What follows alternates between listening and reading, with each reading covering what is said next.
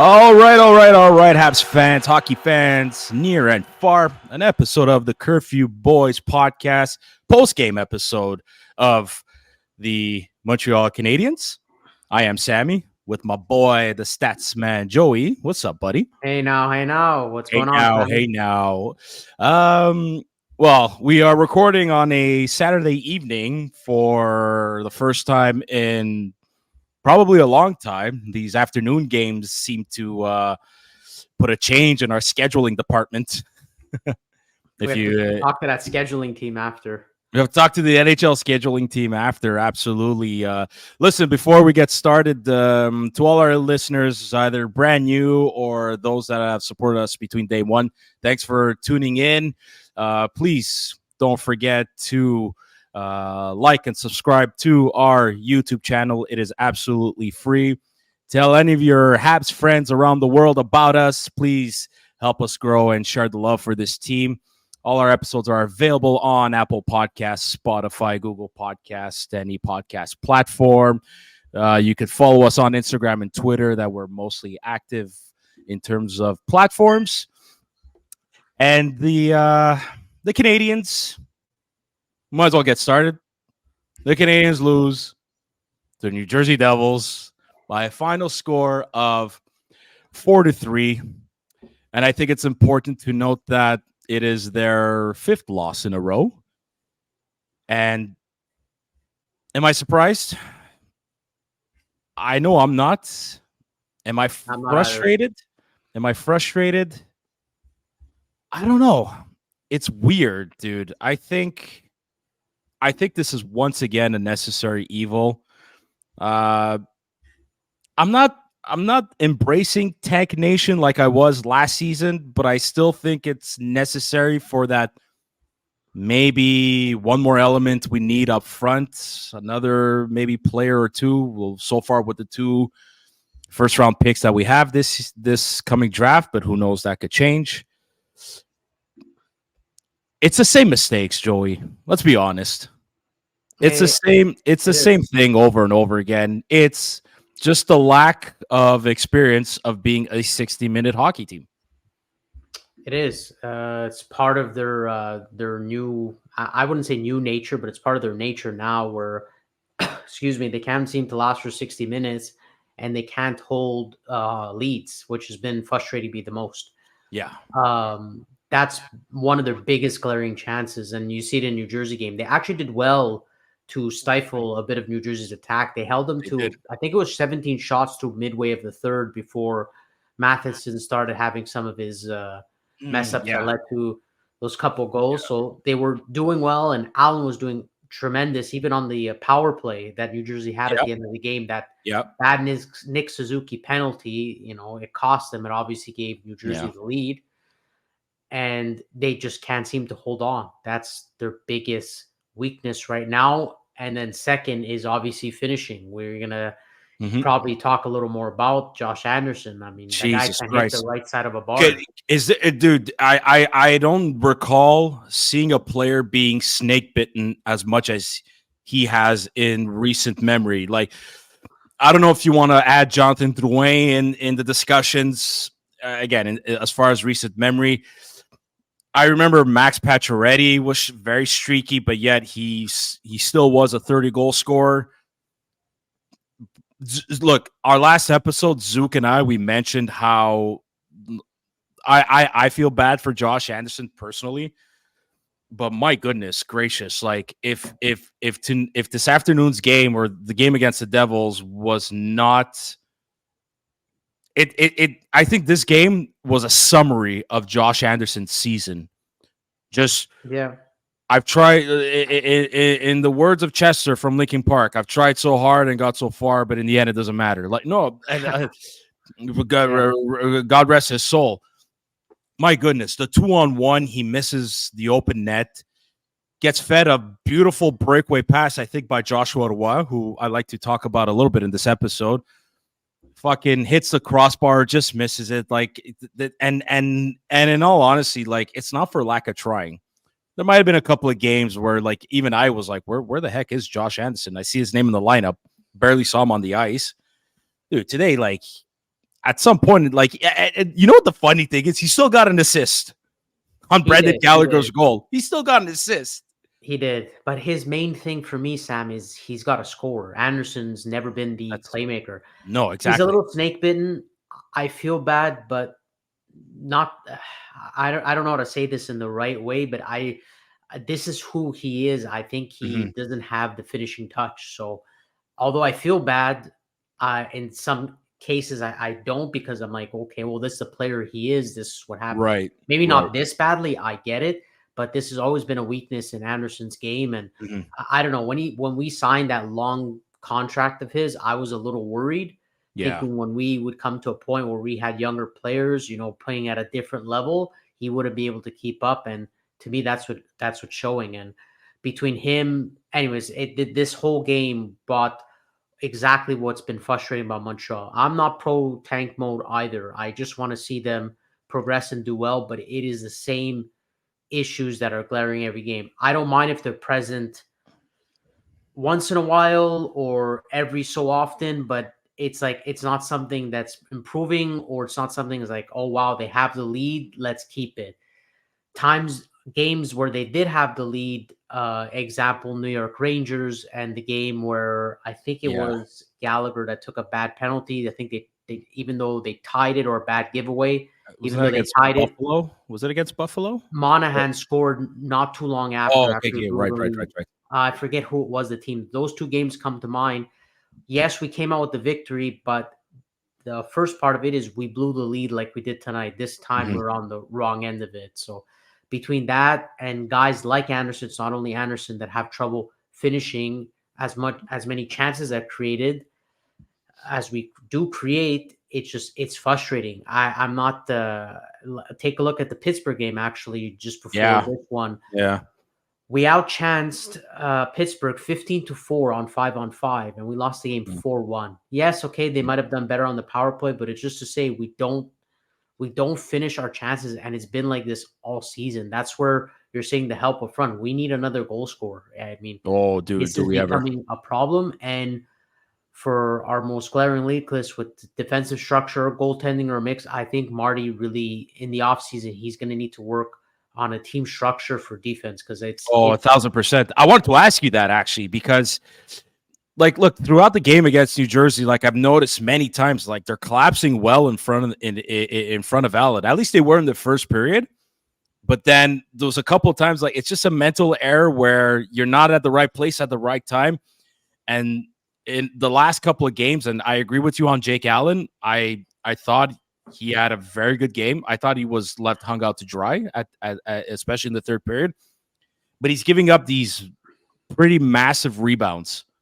And if you're yeah, not at the right, been a and if you're problem not at, for sure. yeah, and if you're not at the right place at the right time, those rebounds, if they're picked up by the opposing team, member of the opposing team, it's going in the net. And that's at least the But first don't two goals of Jersey. That's don't exactly how it happened. don't you think this might be on Marty? I think there's something that he hasn't been good with. Well, him and the coaching staff is Montreal's defensive structure.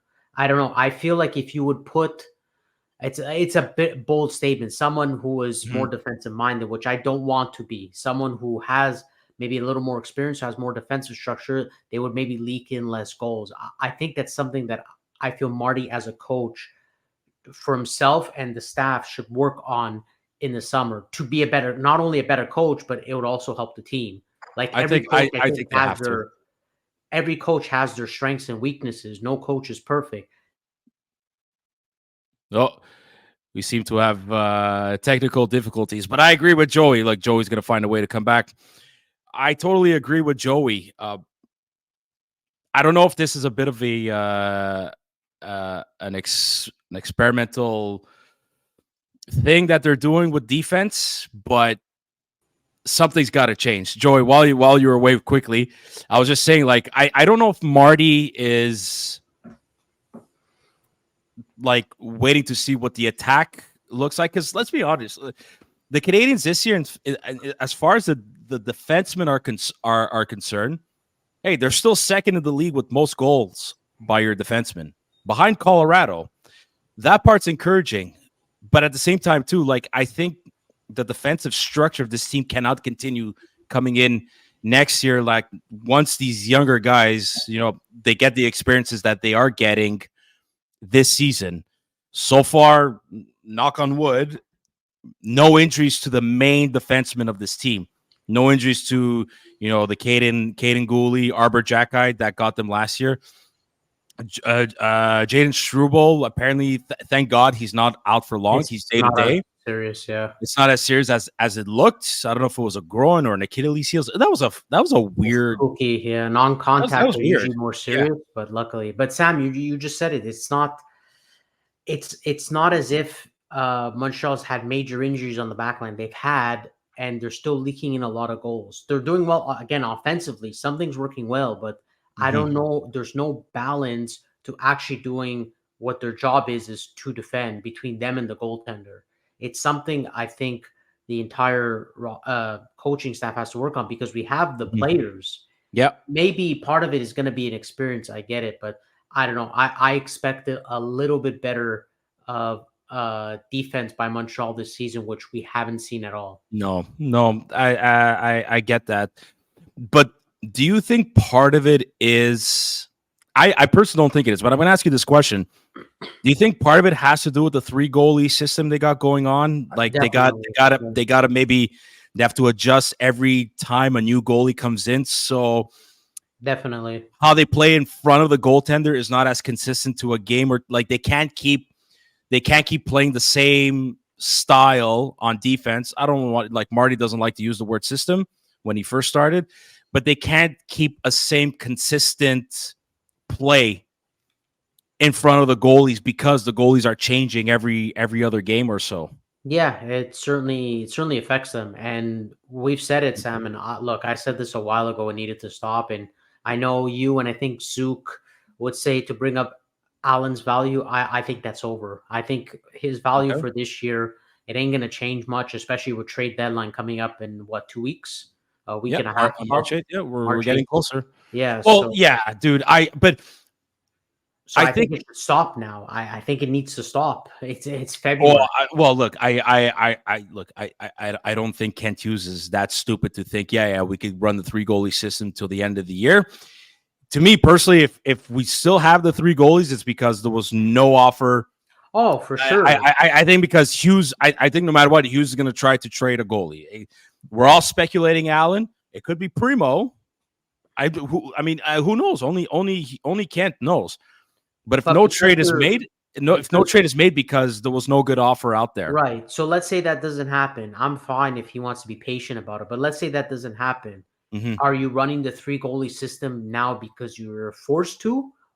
Oh, I mean, I would think personally you bite the bullet. Like I'm thinking more of next season. I think personally you bite the bullet. You choose 2 goalies, and the third one just doesn't play unless there's injuries. Since you Oh, didn't trade them. I think no matter what, I think if it doesn't happen at the deadline, hypothetically speaking, if Allen is not gone by the deadline, I expect him or another goalie to be gone around draft day, maybe a little bit before Yes, free agent, but like in the off season, at least.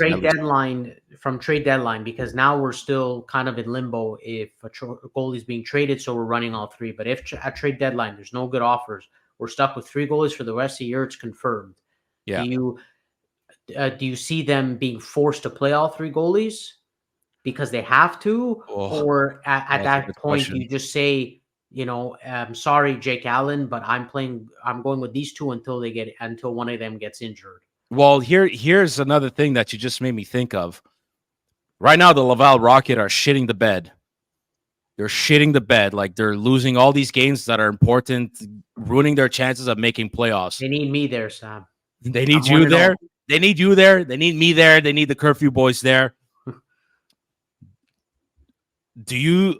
What if you send Primo down to like give them a boost in goaltending? Do you get does he have a waiver claim? He, Like Vigneault? he has to pass through waivers. I wouldn't do it. If you think you're gonna get somebody, I think Kent Hughes' goal is to make Montreal as successful as possible. I don't know if I'd risk sending Primo down to Laval because if he gets claimed, you lose him for free. When you might be able to get an offer in the offseason for him. But I what? wouldn't risk it. I agree with you on that front. But what if the market for the goalie isn't there anymore after trade deadline. It could be there in the off season. You don't know until Mhm. you get there. That's the You're problem. right, right. So I don't know what the advantages would be. Sorry, the disadvantages would be to try to send down Primo. The risk to me is You too think much for Laval. you think the risk is still there after trade deadline? You think the risk The risk of you're asking me if you would send Primo down, but you risk waivers and you lose him for free. There goes losing an asset or a trade yeah, piece in the yeah, offseason. I understand that, but like if they really judge and analyze that the risk isn't there anymore because all the teams got their goalies and like or the market's just not there. Yeah. Okay, that's fine. I get your concern and I actually agree with it. It's just a question. I don't have an answer to this, but I'm wondering if I let's say thought Gignac was a risk, right? So yeah, but they sent him down because they were pretty confident that he wasn't going to get claimed. right. So if they have, we don't know that Exactly, info. we don't So exactly. if they have that intel that they're confident of sending out Primo without getting picked up, then okay. But if he gets picked up, you lose a trade piece or an asset. Yeah, That's the problem. I And I wouldn't I risk see that. Laval, Sam. I know how much you love Laval. I always want good things for Laval, but Hmm. Hughes and Gordon's priority will always be Montreal. So they'll do whatever is best for Montreal before they do anything for Laval. Yeah, well, to me, sending Gignac down because after they claimed Colin White on waivers, I understand it's the roster size. You can only have 23 guys, but I also saw that as them sending Gignac down to help To Laval. help. And Yeah, yeah. That was a I, way to help them. I don't think Primo, there's no alternative you could take for Primo to replace him, in my opinion, in terms of age and yeah, caliber of goalie. I don't think you can get anybody free on the market like you did with Colin White. yeah, that's true. No, I totally see what you're saying. But I think they need to stop it, Sam. If look, Yeah, they have obviously the to. season is lost. Like we're not going to make playoffs. But if they want to, I don't. If they want to give confidence or give like a certain, I'm not going to say hope, but I'm going to say level of trust to a goalie. I Mhm. think they need to decide who are you going with. If I was the goalie, maybe besides Montembeault, we kind of know, but even Montembeault, I mean, I would be mad at him because I'm getting less starts than I should Yeah, because of this I whole see that. situation. I would Of go to the course. coach. Well, I know it's probably Hughes making the call for it, but I would go to St. Louis because that's who he reports to and saying, "Hey, look, I'm kind of upset here. I know you're in this situation, but I mean, if I want to strive to get better, I can't keep playing once every third game. But You're this also, losing three yeah, goalies. but this also affects Primo's development. He's Absolutely. not getting as many minutes as or he's not playing as many games as he probably should. Yeah, absolutely. It's for both. I know Allen is on the short end of the stick here, but we have two goalies that we're kind of going with. I mean, I wouldn't be upset for me, Primo. I told you my feelings that I don't think he'll Yeah, be the number one we want, but if he still develops into a decent number two, I mean, that's still a piece you need because right, everybody needs two goalies. right. Exactly that. Joey with his technical difficulties, and he'll be right back for sure. Yeah, it's absolutely that. But at the end of like we all know, and like everybody knows, Habs fans know that this three goalie system bleeding has to stop. And Sorry, Sam. I yeah, don't no, know. it's all good. It's It's just all good. You're StreamYard back. that crashing, nothing else. It's just my camera No, shuts and I have to see it. But anyways, you can it's cut that part it's when you all edit. it's all good. We're still good to go. There's no need to edit. Look, watching New Jersey play though today, like I kind of wonder if they put Allen in net just to showcase him to the team. Maybe New I'm wondering. Jersey's a desperate team. They're They're they're playing desperate hockey, right? Because they're they not in really are. playoffs. Well, dude, the Yeah. first half of the game, they didn't look like a team desperate to make playoffs. No, exactly. We Montreal doesn't shut many people down, and they were shutting New Jersey down early on. You mentioned the shots earlier. It was at one point, it was like 19-7, 19, Yeah. 19, like it was almost double the shots the Canadians were putting up against the Devils. And it to me, what hurts them is that they don't have Dougie Hamilton on defense. That's That an hurts a obvious. lot. Yeah. But their combo of Nico Dawes and Isaac Poulter, like, dude, I don't know, man. No, I They, don't. I, I personally don't think they'll make playoffs unless they go on a big run. I don't think they'll make it. They're um, playing. They're playing hot. They're playing hockey right now in New Jersey as if they're desperate for wins, but they're. I don't think they're doing it in an efficient or a smart way. mhm. That's how I see it, really. So anyways, like I said, I was kind of wondering if the Canadians were showcasing Allen. But look, we mentioned it before. I know you think he's got no more value anymore.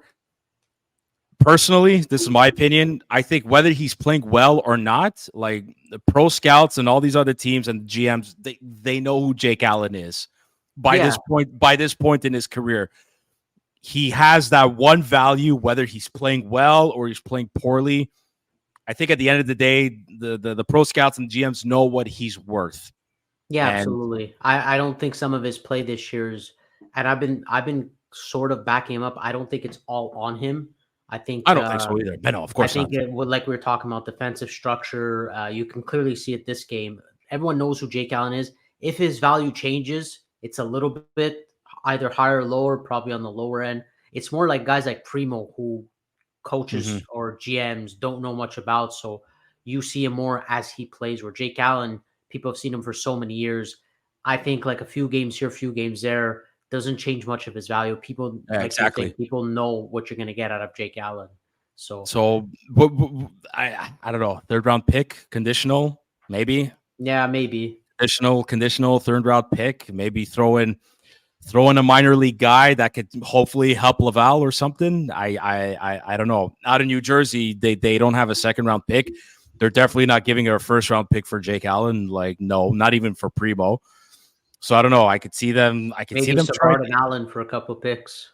Get a first and Well, that's the thing. They're weak. They're kind of weak on the right side. Like Simon Nemec, yeah, he's great. Luke Hughes is a left-handed Siegedollar. Like John Marie, they don't have much on the right side. But I think if the Canadians are going to trade Savard, it's to a team that's guaranteed to make playoffs and yeah, yeah, I has figured. a very Yeah, good yeah. chance at making a longer run. But I want to get back to the game that Nick Suzuki penalty. I want to talk about Nick Suzuki too a little bit, but Nick Suzuki's penalty, yeah, it kind of would mess up. Mike Matheson had a massive brain fart Yeah. on that Nico Hischier goal. Yeah, well, both goals. I mean, he got blown by Jesper Bratt for the Oh return my goal. God, yeah, that one Yeah, too. both That goals. one, Yeah, that one too. he had an And extremely rough for third period. he Extremely, really, extremely rough. he really, But really we did. take bad penalty, like badly timed penalties. To me, a penalty under Mhm. 10 minutes left in the third and a tie game. I wouldn't say it's late in the game, but it's pretty close. Well, It's just a bad penalty to you're take. pushing your fucking luck Luck, though by doing especially that. in a game where the refs weren't calling as much. They didn't have a penalty till midway through, I think, the second period, if Yep, I'm not mistaken. yep. So they weren't calling much. And the Canadians, they got. Is this the first game this season where the Canadians have zero power play? Yeah, it seems that way. I'm sure Seems there was that a way. game or two, but it certainly seems that way. It So certainly, but in a game, Sam, where it's a ref that wasn't calling much, games like these happen. The refs, the way the game mhm, is being played, and you get a penalty. It was around the 7:30, 40 mark in the mhm. third. I don't know. It's a bad penalty to take, and then obviously Matheson made it work after Allen made two or three great stops. Yeah, yeah, Matheson yeah. made it worse. He got scored on by Heischer, and then Jesper Bratt just afterwards. That's what ended the game. We came back in a bit of life. Suzuki tries to always, Hmm. save the team, but unfortunately, it was a little too late, and yeah, they Yeah. lost Well, 5-0. let's talk about Nick Suzuki for a bit. Dude, 22 goals. He's 4 goals away from tying his personal best at 26 last season. And there's what 53 games left. 50. What were they game at right now? No, sorry, they're at game something. They're at game 54. They got 24 games left, something like that. Yeah, he should hit. He should Yeah. get close to 30. Who was our last 30 goal scorer? Is it Number Gallagher? 11, Yeah, it's Gallagher, right? Brendan Gallagher, when he was on the line with Philip Dano and Thomas. Tatar. Cha. Hey, Gotta give credit where it's due. Brendan Gallagher scored a nice goal.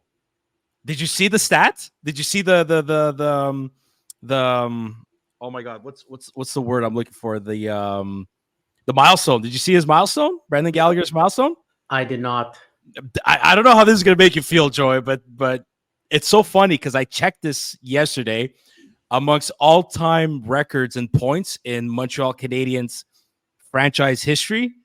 So with that goal, Brendan Gallagher now ties with Serge Savard for 35th on the. No, I didn't see that. Show your face. Oh my god, that's just because he played so many more games. With Serge Savard for 35th on the Canadiens' all-time points list at 412. So you got to. How many games did he play? Oh, that's a good question. I could search that up. Compare the amount of games he played to Serge Savard. Okay, well, listen. There's a very good website I go on called as I'm searching right now, Quant Hockey. Oh yeah, I've heard of it. I actually love that website. Dude, when Carey Price was still playing, I would search his win numbers just to see, where he would go up in terms of like all-time wins. And yeah, dude. Hold on a sec. I'm having a bit of a hard time here. Let's go with teams. Here we go. Montreal Canadiens. I'm gonna go all-time record. While you're searching that, I know the goal was nice, and we spoke about this in our group chat before. But his defensive play on that goal that they let up. Yeah, but that's again a brain fart. Again, when you're not in the right place at the right time, you're gonna. Yeah. So he's a big reason why that second goal was scored. And so I know Zook in our chat, for everyone watching or listening to this, said, well, he's even. I don't think you want to be that as a player. To me, being even is not what you want to consistently be. You want to be better than that. If you're worse, well, obviously it's the worst, but you don't want to be even. You want to be better. That's what win you games. And it was just a bad goal to give up. But look, it's not Matheson level, but it was bad to give up by Gallagher. No, I get it. Look, you got to give credit where it's due, and you got to point out the mistakes as well. But what kind of sucks that like the Evans, Anderson, Gallagher line, aside from the first line, they actually created quite a few scoring chances. Yeah, they had a 3-on-1, I remember as well. With Arbor, but that was Arbor Jacka, and I forgot who the defenseman was of New Jersey, but hit his skate. Dude, like just barely. I know, just the tip. Just how we all like just the Gallagher tip, scored. Joey, pay your bills. Yes, Joey, I'm convinced Gallagher would have scored. I'm just saying, Joey, whatever you come back, I'm gonna tell you. Yes, Joey, Gallagher would have scored. Okay, Sam, please cut the parts where just exit me. I don't know. No, we don't have to cut anything, Joey. Like it's fine. There's no loss. I don't know what it is. It's literally just StreamYard that crashes and my camera shuts off. Nothing else.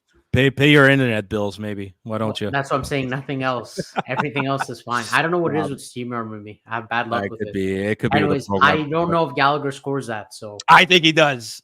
Okay. I say he does. I say the opposite. I say he scores that. I say he misses the net like Anderson did. My God, poor guy. But actually, did you know that when Gallagher scored in the second period, it's been 151 minutes since we had a goal from a forward? Yeah, I know. That's not good. I know. We don't finish it. If it isn't the first line, it isn't happening. If it's not Nick Suzuki and Slavkovsky and Caulfield, yeah, man. If it's not the first line, it's not happening. That's basically what it is. So here, look, I had the discussion with Zook last episode, but I'll ask you this: are you for sure encouraged seeing Kirby Dach skating a little bit here and there, taking shots? I mean, I don't think much of it because I know he's not going to play. But it's encouraging to see. But my encouragement when someone's close to returning, and I don't think he's going to return, but it is nice to see that he's But like, how much are you really they need to put a fucking second line surrounding Kirby Dach together? Like they really, it goes without saying, duh, but Sam, Who do you? why do you Yeah. think I left mid draft when I wanted to draft a highly, talented forward? Because I Mm. want them to plug in to have more than just what they had in Suzuki, Caulfield, and at the time Doc. What about Demidov? Yeah, well, yes, it would be nice, but It would Sam, be nice if he's there. will Hughes choose him? I don't know. I don't want to get into a draft discussion, but No, no, we is don't have to. Hughes Yeah, gonna is but Hughes here, gonna look. choose a forward? Last year, like I thought, no way is he choosing a defenseman, and he did it. Considering the holes we had in offense, more than defense. You know why? I think he picked a right-handed defenseman. I just think that he's seeing Justin. Unfortunately, I have to call him out. Justin Barron. I don't think he's been playing up to the level that they thought he could. You're right, but doesn't he see that Montreal have trouble scoring, finishing? I don't know. That's the part where we'll see at the draft. But yes, I would Mhm. like to have him, or in general, I would like have a line or teammates with Doc next season because But you need yeah, more than just that line to score. That first line. listen, we don't have to discuss who you think they might pick. But if they do pick a forward with their first round pick, the Canadiens' first round pick, do you foresee that forward being the eventual second line player that could be on a It line with obviously Kirby Doc? depends who it is, but I hope at their draft position, yes, it would be not even a second line forward. Like I'm just gonna go with a top six because Mm-hmm. then they can alternate where they play. Like you never know Suzuki, Caulfield, and Next season, um, ne- no, not I next yeah. season, but I'm No, saying no. I want to make a prediction next season, okay. assuming everybody's healthy, assuming the Doc is healthy, New Hook, Josh. I would to really spark Anderson again next season. Forget about everything that's happening now. You start next season fresh. See where you're at in terms of your career. I really think put in a line of New Hook and Kirby Doc. Kirby Doc with a line New Hook on the left, Josh Anderson on the right. I'm gonna say trade for somebody. I'm gonna say maybe it's a Listen, time to try if trade if for if somebody. look, I'm c'est pas fou ça. That's not a bad idea either. I'm going with the assumptions that look, there's no trades that Everything are was made made. yet. Yeah, fair A enough. draft pick was made, a forward, hopefully, but either one more year in junior or 1 year in Europe, or maybe plays a year in Laval. Any prospects stepping up? Roy. Um, Dude, I think Bouchard is it too was early. playing a smart game, man. Like Yeah, he looks better with the Canadians than he did with Laval. His last yeah. couple of games with Laval, it's He has weird. I was waiting for you to bring him up. He has an interesting statistic. What I like, Sam. Do you follow much of the Corsi ones?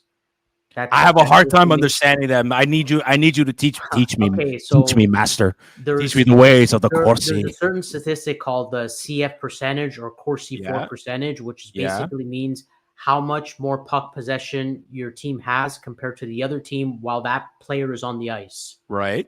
So Yeah, Roy is again, he does have less games. He actually is second in Montreal for that. He's at that's so. 52%. Is that so? That's super Yeah. interesting. So that's Roy. Nick Mhm. Suzuki and those guys are roughly around, I think it was 49 if I'm not mistaken, Okay. but he's actually higher at 52. I Which have to see who's number 1. what website do you find these stats? By the way, Natural Stat Trick has StatMuse. You might like Natural Stat Trick. I'll send it to you natural after. stat trick. Yeah, yeah. Send it to me Yeah. after. Real quick, Joey. Brendan Gallagher, 412 points in 728 NHL games. Serge Savard, 412 points in 917. Okay. Don't forget, he's a defenseman. He's a Serge Savard defenseman. was a Yeah, I defenseman, know. man. So, and I'm well listen, aware. and Gallagher is 3 points away from tying Yvon Lambert. Okay. So I mean, look, Sam, everyone knows my feelings about him. here. I'll do you one even more. Look, you this is gonna fucking blow your mind. Gallagher he's 14 goals away from tying Stéphane Richer, and if he does that, he actually beats Stéphane Richer at all-time points. I'm just saying. Stéphane Richer at 421 points with the Canadiens. It's just with the Canadiens. How many games? I'm always gonna go with how many games. Yeah, for sure. Stefan Richer got 421 points in 490 games with the Canadiens. And how many games does Gallagher have? 728. Yeah, so there you go. Yeah, and he ties in doing so. He ties Howie Morenz. Howie Morenz and Stefan Richer are tied with 421 points.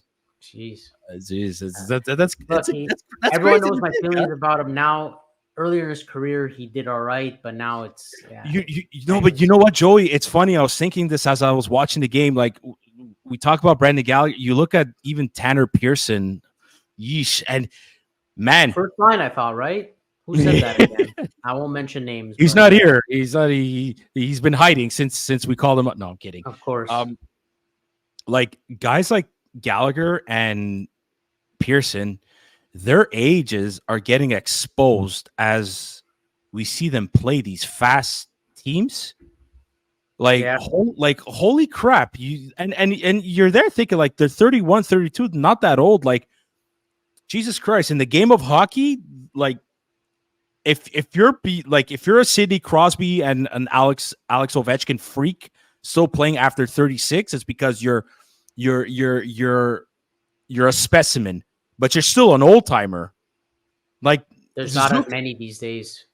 Zook and I, we were talking about this, that guys are retiring like at a younger age because of injuries and all that. It's like, but it's also because the game is getting that much faster that faster.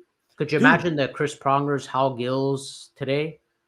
Dude, like no, like Zdeno Chara, you're kind of, and he was put but he was pushing, but Zdeno Chara, the difference with him is that like I heard he keeps himself in like this crazy ass shape. Sure, but just for speed wise, Sam, I know he has a good reach, but in today's hockey, if he played like let's say he was still mid-30s, he'd get exposed like big time. Exactly, yeah, the game is quicker, and that's. Again, the game always changes. At a certain point, bigger teams, maybe the way it was ref, the rules, bigger teams were dominating, and then it went to small skill players. Now it's just a game is fast. Whether you're, and you know what? To be honest,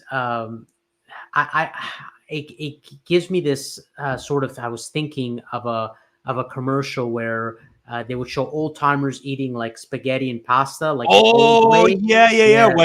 was. You had Willie Nylander, you had Johnny Gaudreau, and you had Jonathan Drouin, the old timers. There was Doug Gilmour, there was Mario Tremblay, and who was the one from Calgary? I don't remember the player. Oh my god, this is gonna bug me, but I have to search it up. But yes, I remember. The best one was like the three of them are. I think they're drinking like some kind of shake, like some kind of green shake or something. Yes. And then they look at the old timers. They're the massive plate of spaghetti. Like what? You guys don't carb load before your games? And you know what the funny thing is? It's like they go to Mario Tremblay and they're like, "You want some pepper?" Pepper, yeah. Mario Tremblay. So. But it made me think of that commercial because it's just the game for the human body is just it's just advancing so much. Before players, if you were faster, it's because you were more smaller, athletic type. But now between nutrition, technology, I find it's advancing so far that you're seeing guys 6'2", 6'3", 6'4" skate like it's nothing, like as if they were 5'10" back in the day, 5'11", being the fastest players on the ice. I think that's due to nature of just the world, advancing and always trying to be better and better. Evolving, yes. Evolving, yeah, that's the right word for it. Exactly. Did you see real quick, you see talk about guys 6'4", 6'5", still being able to play, like the guy from the Rangers, what's his name? Not Kempe. He played. He's like it's his third game now in the NHL with the New York Rangers. He made his debut the Outdoor Classic. He got in a fight with Nicolas Delorier earlier today. Yeah. What's his name? It's gonna bother me now.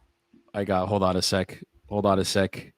Rempe, not Kempe. Rempe. Yeah, that's it. Yeah, like dude, this kid, man, 6'7", and he can skate, right? He can skate. He can really skate. It's again, The But Sam, taller, bigger it's players all have. sports, right? It's Mhm, I know we talk about hockey, but if you ever see it in football, you ever see it in football or mhm. basketball, like these Yeah, guys that are 6'9", 10, they're running like a 4.3 is what we say in the combine. Like when you run a 40-second dash, you're running like they're doing a 40-second dash in like 4 seconds. yeah. It's crazy. They're specimens for a reason. But yeah, what do I want to say too? I wanted to talk a bit about the about Yuri Slafkovsky. Like I thought tonight he brought, or today this afternoon he brought his playmaking abilities, man. Yeah, Like, he had really good shifts today. Like it showed he was a good like power forward, 6'4". He showed that today. He had some really awesome shifts, and he's giving me a lot of confidence when he goes to the board. That more often than not he'll come mhm. away with the puck. Yep, yep. So Yeah, it works for him because when I see Caulfield in a corner, I was like, okay, yeah, but this that's ain't not happening. Caulfield's game. Yeah, but you I know know, what, but that's dude, when he's dude there. You're right. Caulfield, his defensive game is getting a lot better, His a defensive and lot better. playmaking, his Yeah. goal scoring might suffer from it, but his defensive and playmaking has certainly been improving. It's been lately. I think lately it's been Suzuki improving on his goal scoring, while his two line Mhm. mates have been improving on their playmaking. Because we That's were true too. talking a bit about Suzuki, right? He's 4 away from his personal best, Yeah, and but he's improving. what a dude against Buffalo, against the Sabres, like from the blue line skating back to stop a breakaway. I forgot who was on the breakaway against the Sabres. Like what Yeah, a back check. yeah, I don't absolutely. know. I hope one day we get to see Suzuki win the Selke, kind of like Patrice Bergeron, Ryan O'Reilly have throughout their careers. Like I think he's got it. I He does. really think he's got it. His face off percentage is getting way better Yeah, that's than I one ever area thought. where Montreal's improved. That's what we're saying. Steady progression in certain areas. We've seen it. Mhm. Besides the two weaknesses that we haven't is the finishing beyond the first line and the defensive structure. But those areas have really, at least certain areas have improved. So it hasn't been a total dull season and where you see no improvement. Even without Doc, certain areas Yeah. have gotten better. You know, with Sapkowski faceoffs, Suzuki scoring, Caulfield's defense, and we saw a good amount of what the Habs have been this year in this New Jersey game. We saw basically what the Habs are this year. It had everything. Montreal, Montreal scoring through Suzuki, Yeah. Montreal having a lead and blowing it, dumb penalties and dumb mistakes by their defense, and guys not being able to finish. So we That's really had it all this game. it's I you know what? If you really realize it and analyze it like you have, I think this game is again another summary of what the season has been Yeah, so far. it had a bit of it all for sure. I know we talk about Matheson had a rough third period, but he did kind of redeem himself on that on Suzuki's second goal though.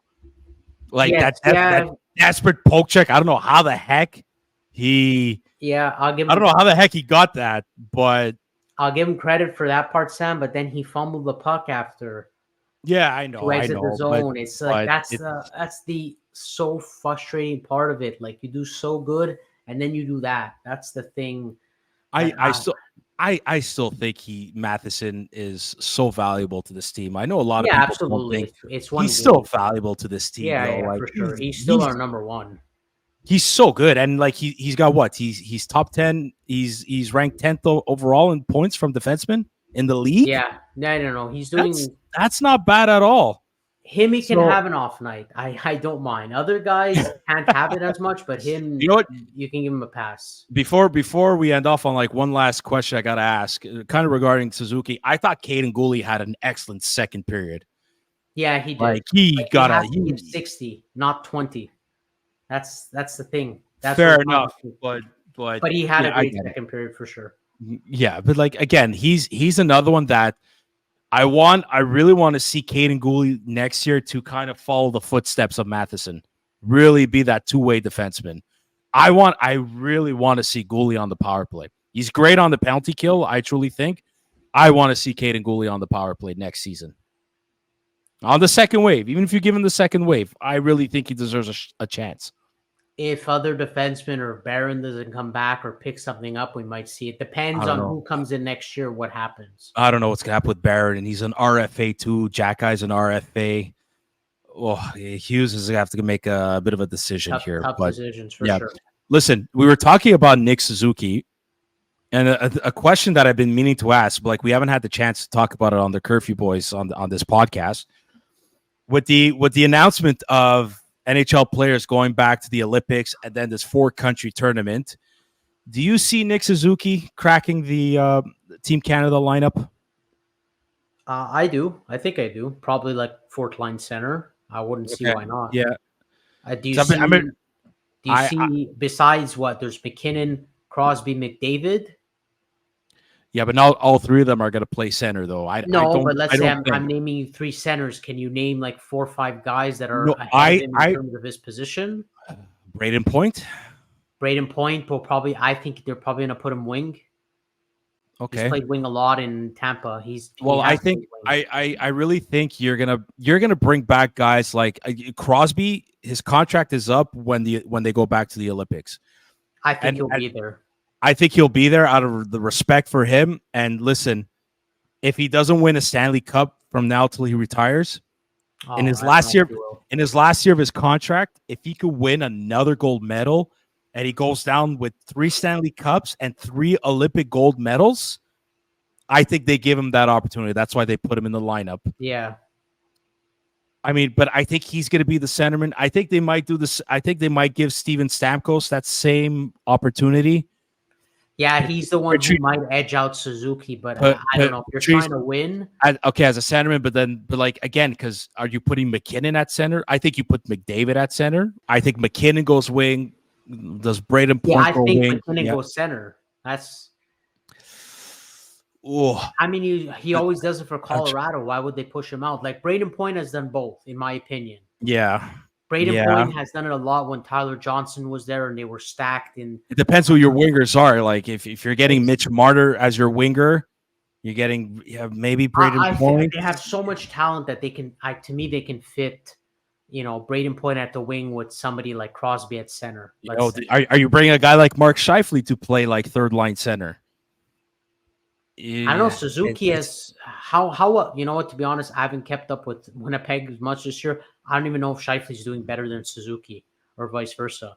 But Suzuki came to mind to me before Scheifele has. I know, but like I'm trying to think of guys that I maybe like dude. If it were up to me, I'd put Suzuki second line center after. But that's that. Okay, well, we're talking. I'm giving a biased reason here. But I'm trying to think of the centermen that are Canadian throughout the league. Listen, like as best as possible, I can think off the top of my head here. Geez, like who's in Calgary? No, Chicago. I mean, you got to put Connor Bedard there too. Like, come on. I think they're going to put him wing, especially. I do think that as well. I'm trying to think. Do you put? I don't know. Does Mason McTavish make the team? Like, I'm trying to think guys that like played for Canada, won World Juniors. Does one of the Ken Johnson? Does he go there? I don't know. But I would hope to God Suzuki makes a team. You know what? I think what they're going to look at. I think they're going to look at the roster they put together for the 4-country tournament.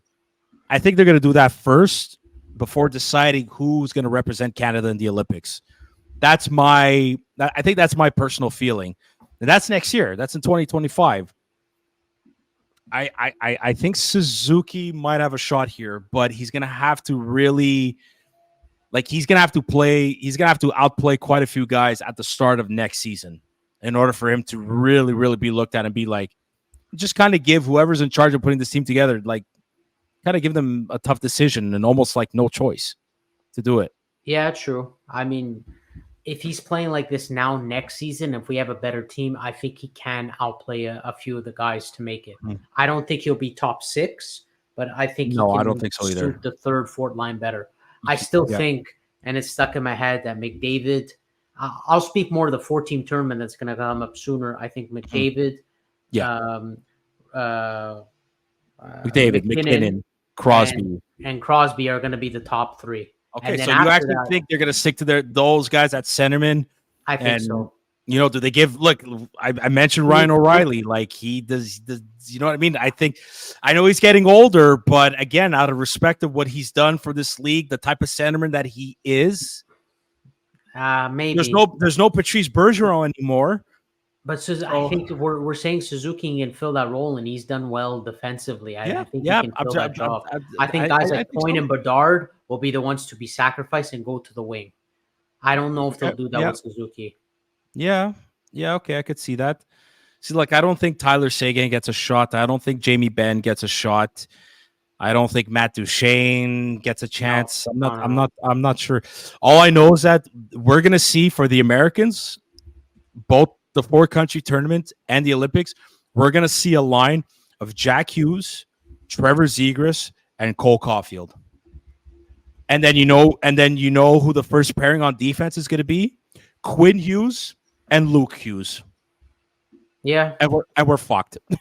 yeah, pretty much. Yeah, they have a good team. Dude, the States, the Americans, holy fuck, they could put a team together.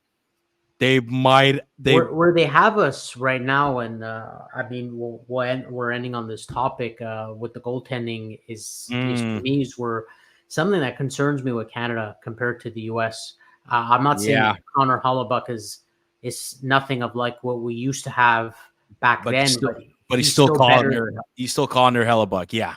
Yeah, he's still better than what we have now. To be honest, as Canadian goalies, I mean, who might think there's Jake Ottinger might be? Could he be the number one?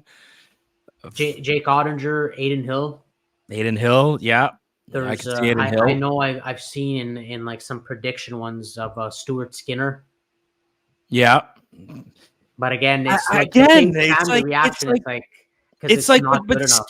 But is Skinner is he again? Is he a typical like Edmonton Oiler? Fucking could play very well in the season, but then when it comes down to these high pressure important games, he just shits the bed. Like I don't. There's Skinner. I forgot him. Tristan Jarry for sure. You want to know what Skinner? You want to know what could determine it? How the Edmonton Oilers do in the playoffs this year. Okay, yeah, makes sense. I think I don't know. I'm guesstimating here, but I think his opportunity. He's got to show what he can do when on the big stage. That's true. So it's gonna be. But you know what? To end on that subject and to bring an end to this episode, like it brings a whole new level of excitement to the game of hockey. And I remember when there was the both of us with Anthony and my cousin Chris. This is an NHLPA event. Yeah, you're right. So listen, the owners. I think the owners benefit. Like Gary Bettman probably benefits from this, but like the whole NHL benefits from this. The league benefits from this. Of course, Bettman would benefit from this. It's a business. Like I know. But Joey, take my thoughts at it. Joey, if you were in his position, and like I would have been nodding my head. Like you'd be want to make money. Of course, yeah, I know. I just got to get my shots in when I can with Bettman. Why not? I think we all have to. But buddy, I think we touched pretty much all the points we kind of need to. A little short and sweet episode, but still almost over the 50-minute mark. You got anything else to add? No, that's all. We covered the game really well, and I was happy we get to talk extensively about it because, like I said, Montreal against New Jersey had everything of what we've done this season. It really emphasized Montreal's Canadiens 2023, 2024 in a nutshell. Really, this game showed most of it. Yeah. So as a recap, look, Canadiens lose to the New Jersey Devils by a score of 4-3 on Saturday. 5 in a row. Tank mode is on. Five in a row. Sunday, the Canadiens are having their home skills competitions in front of fans at the Bell Center. And then we'll see the Canadiens again on Tuesday nights against the Arizona Coyotes. To be 100% honest, I'm expecting another complete game by the Habs. Kind of the same way they beat the Anaheim Ducks 5-0. I'm expecting that. I don't know if I'm expecting a shutout, but I'm expecting... You're expecting a win. Not only am I expecting a win, but I want like a good fashion beating complete game. The exact same way the Canadiens played against the Ducks. If they get a shutout, like even better.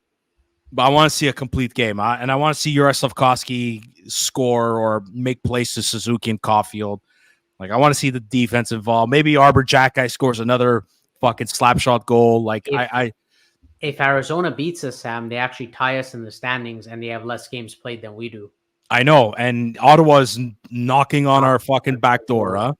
So it's funny, weird. Saturday night, no Habs, but I'm probably going to watch Colorado Toronto that I got right now on the TV. So on the tube. I'll probably put it on.